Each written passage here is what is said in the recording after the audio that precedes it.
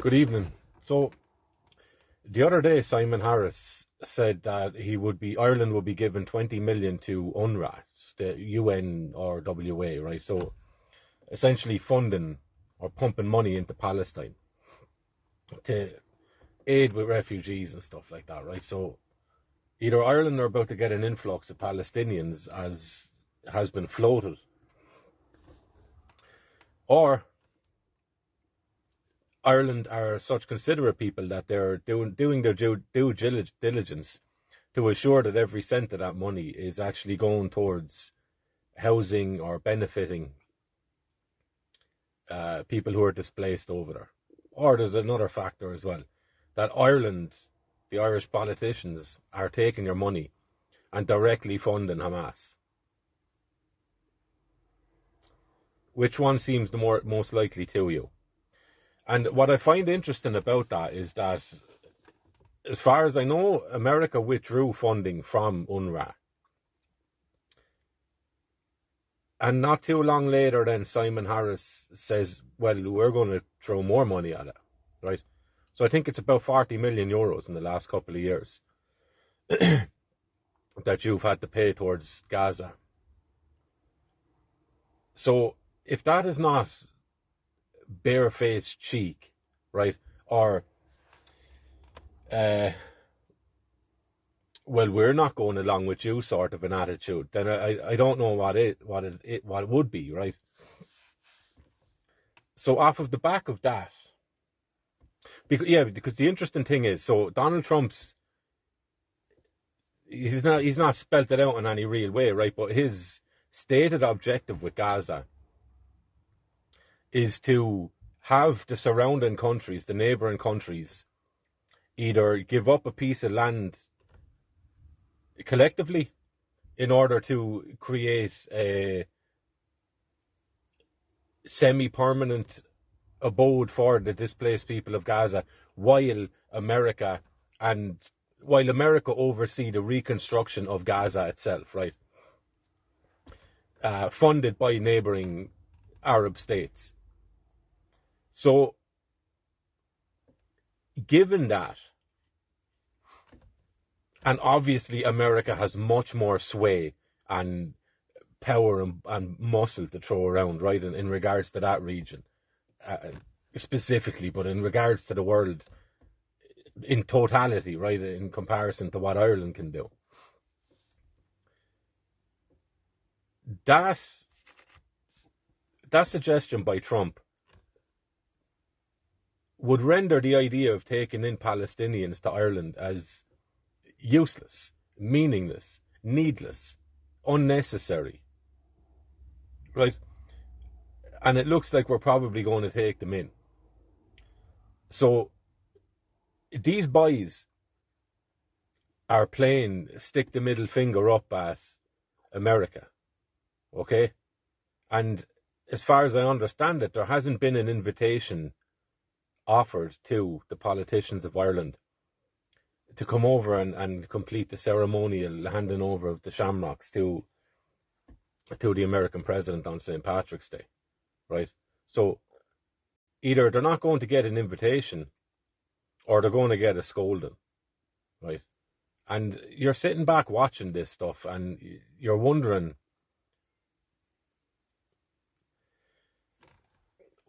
where is the disconnect with people, right? Where is the disconnect with the average Irish person? When do they feel like politics and that whole sphere of society is so much beyond and above them that their names aren't really attached to it, right? In terms of what decisions these politicians make in the name of you and me, right? In the name of you and me, because they're not going to suffer. Their money is well made. Look at Leo Varadkar, he's gone off doing some lecturing in Harvard, for Christ's sake, right? So their sunset is there before them, right? Their horizon is always there, it's always rosy. But ours isn't, right? And the decisions that these people make, we're the ones who bear the brunt for that. And I'm just wondering what it would take, what it will take, for people to step out of the framework of what this society is, right? The rules of engagement with things, and begin to satisfy their own morality instead, if indeed they have any. If people actually do have a moral compass of their own still, right? Or if they ever had one to begin with. I'm not so sure on that. And then that begs the question then, so if you're looking at, I don't know what percentages are, right? So, but given the fact that the status quo is just trundling on in Ireland, and also given the fact that every single one of us has the ability to make a decision and to go for it, it just depends on whether you want to deal and suffer the consequences of those actions or not, whatever they may be, right? Positive or negative. It's fair enough to say that the bulk of Irish people they're not that interested in what happens to Ireland. They're not that interested in what happens to them, because you can't see an organisation, you can't see Irish people organising themselves. And look, obviously there's small patches of people that are doing great things around the country, so I'm not speaking to them, right? And they know themselves. Like, if you're doing good stuff and you're doing what you can, I'm not including you in this conversation. I'm speaking about other people that are just totally aloof to things. They're totally disenfranchised or totally disconnected from anything that goes on outside of their own home, right? So you'd wonder, has the damage done? And I think the COVID responses, while you can look at them as the cause of almost, there was a phobia bred into people, a phobia against freedom, against an individual choice being made by somebody, right? There was nearly a conditioning that occurred that coupled the idea, and it did, coupled the idea of individual choice and individual liberty with morally reprehensible, and should be shunned, right? That was the conditioning that happened. If you make a decision based on your own choice, right? If you make a decision based on your own desires and your own willingness to complete an action for you or for your family, right? That was outside of what has been boxed up and sold to you as socially approved, then you were considered a villain, right? You were considered a criminal. And that conditioning, you can say that that's COVID caused that. I would say it exemplified that. Because even prior to that, people stepping outside of the field, right? Stepping away from the sheepdog herder and that, it wasn't really massive to begin with, right? So, and then that would lead me to another question then. So, everyone has an opinion on government, right? Everyone has something negative to say about them. When you're dealing with any sort of goodness or good thing that is happening, people are quick to spit on it and put it down and say, well, look, what about this? Right? So people are bathing in their misery. And I would wonder then if Ireland are a people that demand to be governed. Right? There's the Eric Fromm idea of the freedom from freedom. People don't want to be free. They will tell you they do, right? But they want freedom from freedom. They want to be free from the burden of simply being human, right? They want to be free from the existential responsibility of thinking for yourself, of having to make decisions for yourself, the anxiety of having options in life. They want to be free from that. And they will continually, they'll never admit this, of course, right? People don't admit it. And the people never admit their own failings and shortcomings, right? It's very rare, and it's a beautiful thing when somebody does, right? Because you have to applaud it, right? Regardless of how someone might be. If they're honest about it, you have to applaud it. But people will continue to, number one, vote for people that they know are not doing good for them. But what they are doing is they're taking control of your life. So long as people in power are allowing you to eat every day, or are allowing an environment where you can eat every day, and you can be a little bit entertained, but they take total control over your decision making. They take the responsibility off of you. And that's the deal, right? That's why we have a government. And I'm not saying we should have a government, but that is why we end up in a situation where we have a government that can continually expand and encroach into every factor of your life, because people welcome it. People don't want the responsibility of having to stand up and do something, and stand up and apart from other people. So you have a society of people who are going around hindering and stopping themselves from expressing themselves in any unique or different way, because they're so afraid of what others will think of them. And then the next person is so afraid of what you'll think of them that they're doing the very same thing, right? And everyone is just policing themselves and each other without actually having a conversation about what's going on. It's crazy. It's the crabs in the bucket mentality, right? So long as everyone is at the bottom and we're all struggling for things, great. No one has to look up and see that we're in a bucket. Do you know what I mean? We're in a bucket, and there's a big expansive sky out there, and we're probably on a beach, and the sun is probably shining out there. It looks a little bit bright out. It's not coming into the bucket, but maybe we'd just be able to bathe in that if we got out, right? Formed a human chain and pulled ourselves, or a crab chain and pulled ourselves out. But people don't seem to want that, right? So I would suggest, or not even suggest, it's difficult not to see that a nation of people with such a cohort of individuals, or such a cohort of a blob, because that's what it is. It's a big blob, right? Remember when you have Mala when you were a child, and you get all the little strips of different colours, and you play away with them, and you make things like so.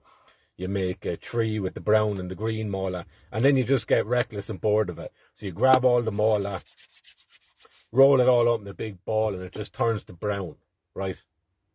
Just turns to brown. All of the individual and distinguishing characteristics of each strip of Mala is gone, right?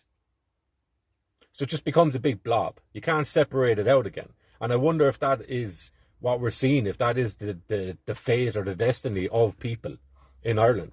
Again, if you're individuated in some way and you're not part of that blob, then you know, and you can recognize that in yourself, so you will understand that I'm not talking to you. I'm not talking about you, right? I'm talking about the blob. Because I don't believe that people just end up in that situation through no fault of their own. It's a choice that you make second by second, hour by hour, and day by day, right? You reflect on things, your birthdays, Christmases, New Year's, deaths of family members. You reflect on things. And if you don't, then there's something very wrong with you, right? So are we dealing with a society that is so cut off from themselves that they simply have to be ruled and led? Do you know? It's fascinating, because in my heart, I don't, and I'm sure many people will probably concur with this, I don't feel like I don't fit in modern society, right? And nor do I want to. I'm okay with that. I made my peace with that a long time ago, right? I don't fit in with most people. I've no interest in talking to them. I hate having to make small talk with people because I find them boring and uninteresting. And I understand the limitations on conversations when you're dealing with people. You know straight away, right, don't talk about this with them, or there's no point in talking about that. So what's the point, right? You bring up something that you find fascinating, and to any normal individual who's interested in the complexities of life and the ongoing skirmish between good and evil in people, should jump at the chance of talking about some topics that are just fascinating, right? And should be fascinating. But they just look and they go, all right, back to whatever they were doing. Right? They've no interest. So I've no interest in them. Okay? But we also buy ourselves up, and I think we all know it's a lie. I think we know it's a lie. Otherwise, we would have maintained it and sustained it. We buy ourselves up with the idea that we're still filled with the romantic tendencies of what our education system told us was the spirit of the Irish people, right?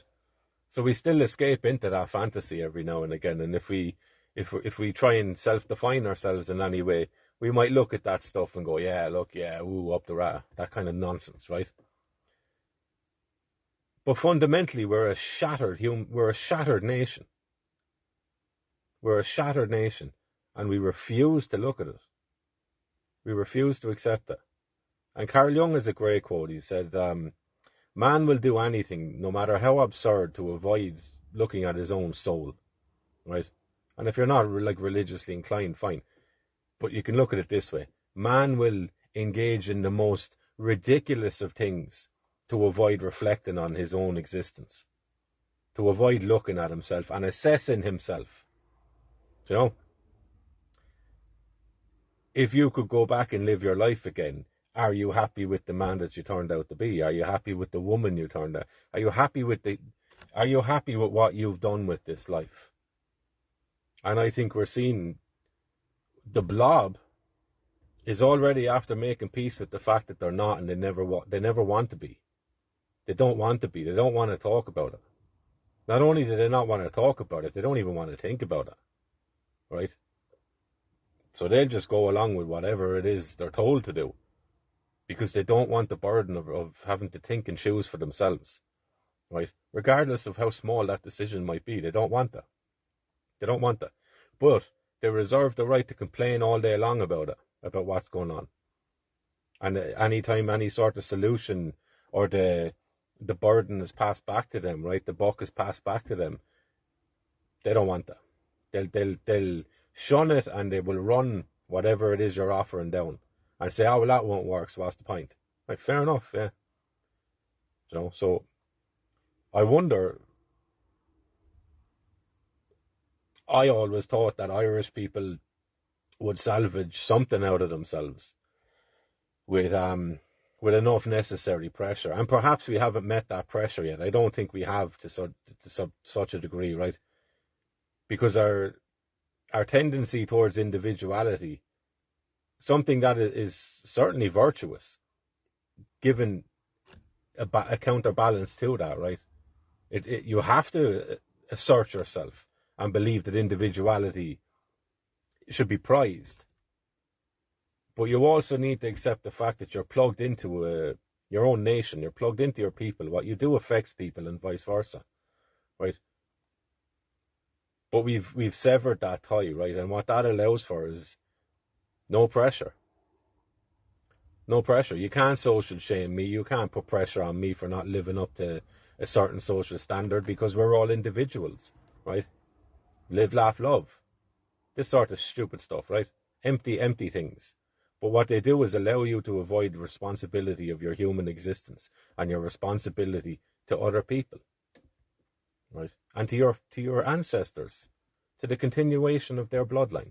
It's not your bloodline, it's theirs. You're part of it, right? Just as your kids would be part of your bloodline. It goes on, it moves. So I wonder, is it a case that Ireland will have to go broke? Just say that America does the worst things in Irish interests and pulls all their companies and stuff back home, right? Ireland is in a massive hole then, because we haven't accepted the responsibility of building and creating our own communities, our own industries, our own businesses, right? Largely. Again, if you have, this doesn't apply to you. But the blob hasn't, right? The blob has done what it's told, and it's never questioned anything. Or it gave up questioning things for the sake of the easy life, right? So I wonder, what happens when it's your family member that's stabbed or killed or attacked by some monster, right? What do you do then? Is it then that you start pointing the finger? So what's the point? What is the point of that? So we're awful creatures for the blame game as well, right? And again, it goes back to the same psychological thing, the same existential thing. The very fact that you're a human being means you are burdened with choice. You're burdened with choice. So you can either accept the pain of discipline and engaging with yourself and making decisions that benefit you in the long run and benefit those around you in the long run and are in line with your values. You can accept the burden of that sort of discipline, or you can accept the burden of regret, of not making those choices. They're the only two things. The only way out of that is to completely sever your connection with your body, with your own feelings, right? With how you feel about yourself, is to totally sever that. And it just so happens that we have a culture and a society that totally caters for that sort of person. The person that wants to check out. The person that wants their attention pulled out of themselves and channeled onto something external to them, right? Because once you're paying attention constantly to something outside of you, there's very little room for self-reflection, which means you stay the same. If you don't reflect on yourself and assess yourself continuously throughout your life, you just plod along. You just get carried along by the social currents, right? And that's why you see people picking up these little group identities and then putting them down again. Like you see in Canada, right? Canada is a great example of this, because what's going on over there with the people is absolutely bananas, but totally predictable and expected, right? So during the COVID stuff, you had the truckers convoy, and you had a bunch of people that were sick of what was going on in Canada, and they were just getting out on the streets, supporting the truckers that were lining the roads, right? You had people that were coming out, cooking food for people that were marching, cooking food for people that were gathering, and there was a massive sense of community. And these people had their bank accounts shut down, their families' bank accounts were shut down, these people were arrested, they were demeaned and called all sorts of names, but they were just patriotic people that wanted to get their country back up and running, the country that they recognized. They wanted to get that back up and running again. And they wanted to get their fellow people, their fellow Canadians, alongside them to do the right thing, right? And they were harassed. The whole law edifice was turned on them, right? The politicians turned on them. Again, like as I said, banks took this, destroyed their accounts, took them away, right? So lunacy stuff. And now the very people who spoke against those Canadians who wanted the Canada to go back to being Canada for the Canadians, right? These very same politicians and these very same citizens or whatever, right? Media outlets as well. Now, because Trump is talking about making them into a 51st state, these people are ultra-nationalist all of a sudden,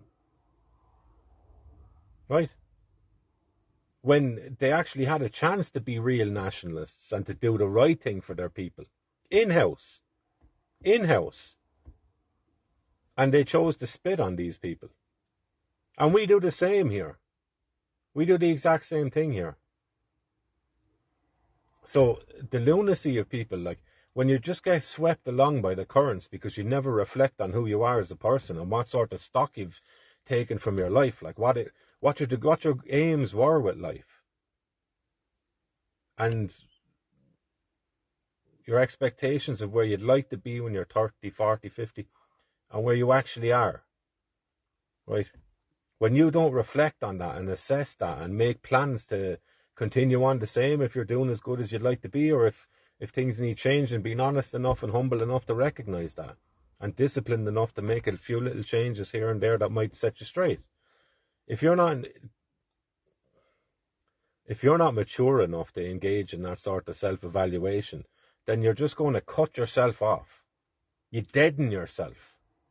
You deaden yourself to how you're feeling, right? And then what happens then is you get people that, bang, I want to feel good too, but I know I don't want to do the right thing, right? I don't want to do the morally right thing, but I want to feel good about myself.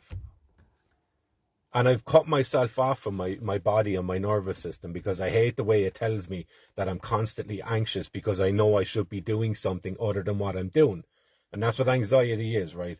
You're either doing something you shouldn't be doing or you're not doing something you should be doing. Simple as that, right? It's as simple as that. That's existential given, right?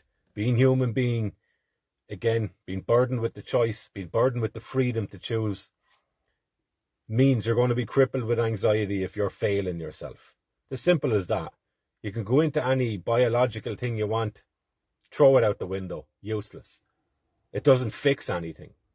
All that does is introduce doctors and psychiatrists into your life, and that's a difficult highway to get off, right? There's no slip roads off of that one. Okay, so there you are. Train of thought is gone, right? But when you cut yourself off from what your nervous system is saying to you, your body speaks to you in anxiety, right? Or awe. Those moments. Wow. Overwhelmed, right? Positive and negative. That's how your body speaks to you. And it's not you and your body. Your body is you. It's you talking to yourself. But people don't like that, right? People don't like the anxiety thing. And here's one for you. How many people do you know? And it's fascinating to watch, right? That I suffer with anxiety. I suffer with anxiety. How many people do you know who would say something like that, whose lives are going the way they claim they want their life to be going, right? Most people that you meet who would make a claim like that, their life, it's not one you might want. And then, of course, the rebuttal to that would be, well, my life is like that because I'm so anxious all the time. I would suggest you're putting the cart before the horse there. No. You're anxious because your life is like that. And you haven't changed anything, right? So when you sever the connection, like telephones, right? When you cut off the wire and you no longer accept communication with yourself, you end up with the disconnect with your body when you end up with being like the gym bunny, right? Where you work your body in these repetitive actions mechanically, right? Same routine mechanically to look a certain way.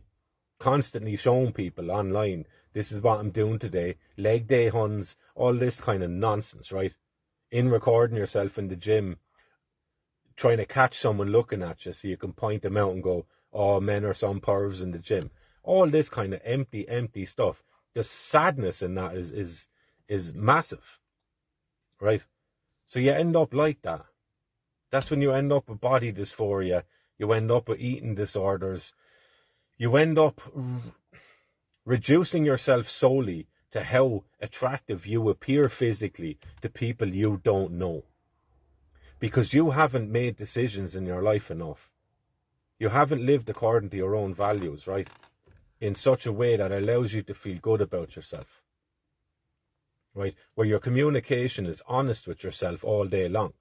And it's a pleasant interaction between you and yourself, right? When you talk to yourself. Are you at war with yourself, or is it a nice conversation, right? What am I going to do? I'd like to do 3 things. I'll do this first and then I'll get that done. That kind of thing. Making deals with yourself all the time and feeling good when you're holding up both ends of your bargain with yourself, right? But when you don't have that, when you're savage to yourself constantly and you can't get a break from yourself, you want to get out of your head, right? You want to get out of your head. That's the turn of phrase we have for people that are inebriated, right? Full of drugs, full of drink. They're out of their minds. And that's what it literally is, that people want to get out of their minds. So when you can't handle being by yourself or with yourself, you seek an escape from that. And like I said a few minutes ago, this culture, this society caters to that endlessly. There's all sorts of drinks. There's all sorts of drugs. There's all sorts of sex and stuff now out there. There's all sorts of vices that are normalized, right? All sorts of vices. You can go and get paddled off or paddled around the place by someone in a Catwoman outfit all day long and pay money for it if you want, right? And no one really cares. Do what you want. You do you, hun. Right? This sort of thing. This is where we are. This is the society of people that want freedom from freedom, right? They don't want the burden of it anymore. They've given up. They've given up on themselves. And there's no fighting them for anything like that. They can't even manage to look in the mirror and have an honest conversation with themselves. But somehow we kind of fall into the trap of anticipating that one day they'll see the error of their ways and then they'll make a valley and climb up the mountain to reclaim their land. Like, this isn't going to happen with these people. It's not going to happen. I'm surprised that many of these people haven't killed themselves already. Right? And I think that when it comes time to begin to push that rock up the hill again, if the average person is saddled with the responsibility, if all these jobs are taken out of Ireland, if Ireland is no longer being fed the baby food from other nations, right? If we're not being bloated artificially and economically by other nations, you are going to see a depression unlike anything this country has seen in generations, because people will be lost. And if they can cling on long enough, they will come around again. Instincts kick in. But there is a black hole awaiting us. There is a black hole awaiting us. And again, I think whichever way this country goes, that black hole is going to swallow one group of people or another, right? So if this country continues down the line of a China-style totalitarian regime, right, where we'll all end up in jail for just having an opinion and voicing it. But then if we go down the road of actually rejuvenating this country and getting it back up and walking and looking up, chin up, a bit of pride, a bit of shape in our stance, right? If we do that, what do you think these people are going to do that have been just going along with the social currents, as totally aimlessly and self-contradictory as they have been? Just putting on whatever outfit the media tells them to put on that weekend or that week, right? These people are in serious trouble. They're in serious trouble. And they'll fight to defend that as well, right? The Morpheus thing in the Matrix, right? These people are so ingrained and so linked and hooked into the system that they will fight to the death to protect that system, even though that system is exploiting and controlling everything that they do, right? You see that in real life. These people will fight to save that system, right? So things could get bad and could get ugly in this country. And that's before you even bring in the fact that we've hundreds of thousands of strange men walking around the place. Do you know what I mean? So we've some fascinating times ahead of us. And it's interesting to sit and speculate in that about it. But also, while you're not doing that, it's important that you get as physically ready for this potential as possible. Whatever the outcome is, be ready for it, right? And I don't think we're getting there with that yet. I'd like to see groups of people meeting places and doing things. Like someone said the other day, let's get a group of heads together and go around the country, do some educational thing. Right, great. Lovely. Those are the kinds of things that we need to be doing. Because at a certain point, you need to ask yourself seriously, or at least I've asked myself seriously, or I'm just getting there, right? Is this society worth saving? Number one, can you save it? And number two, is it even worth saving? Or do you just let it die its natural death? Because people leave them fall on the sword that they placed in front of them. Right? And start trying to build and craft something external to that. Right? Because that's I'd much rather put my life and energy into something like that than waving my finger at a Simon Harris for the rest of my life. Because I wouldn't say he's going anywhere anytime soon, you know. So look, any ideas on that? Yeah, let me know. Any ideas on that? What would you like to see go on a road trip, right? What is it you're interested in? Instead of going waking people up because they don't want to be awoken, right? If the time has come, like there's enough, the writing's on the wall. If people are going to snap out of it, they would have, right? But the only thing that'll change these people is social pressure, and that's going to have to come from above and beyond what's going on in Ireland at the moment, right? So as much as people don't like it, we need something big to happen here. We need the impact of America. We need someone like Conor McGregor. We need a big splash to happen here because people are just treading water, right?